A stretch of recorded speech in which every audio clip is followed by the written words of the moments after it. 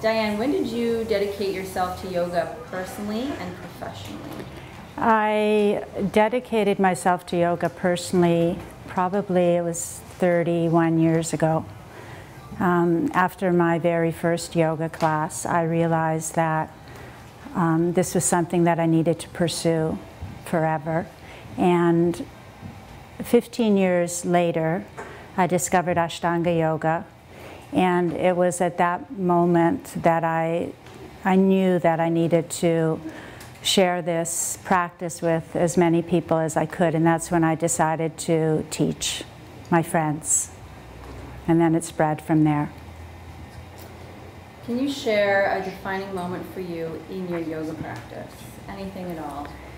Probably the most defining moment was the first class I took with Richard Freeman, who was the teacher who I first witnessed practicing the Ashtanga practice.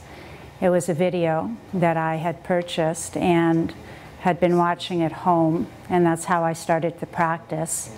And I went to take a workshop with him, and it was during that workshop with him that I was completely convinced that this was something that I needed to dedicate my life to.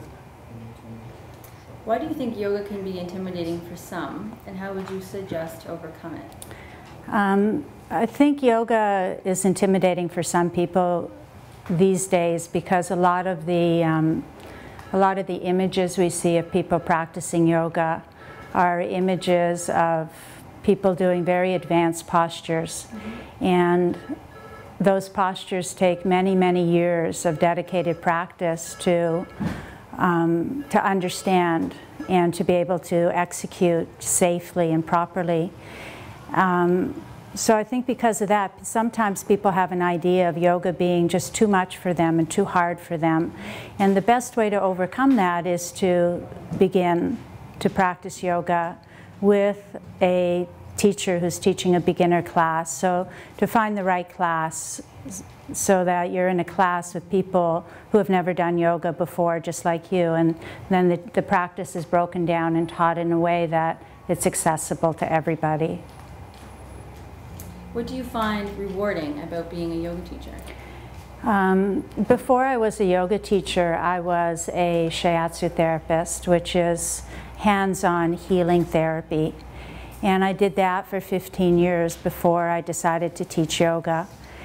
And while I was doing my one-on-one therapy with people, I realized that so many of their complaints about how their bodies were hurting them and not functioning, so many of these complaints were related to stress that's being held in the body. And when I started to teach yoga, I realized that by teaching yoga, I could reach out to a lot of people, far more people than one-on-one, and just teach people how to take care of themselves so that people are less dependent on therapists to help them.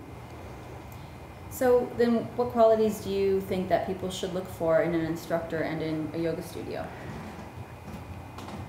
I think everybody looks for different qualities in different people, and for me personally, it's, I guess, the quality of compassion and kindness that is paramount.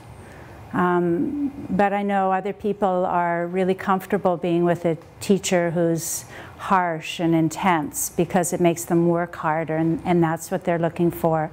So for me, it's definitely kindness and compassion, and also a teacher who understands physiology and anatomy, so they're teaching from an informed practice themselves. What advice would you offer readers on how to integrate their diet and their lifestyle with their yoga practice so they don't feel like there's a disconnect? I think what I find with people I know that begin to practice yoga, that the integration just begins to happen on a really natural level, on a day-to-day level.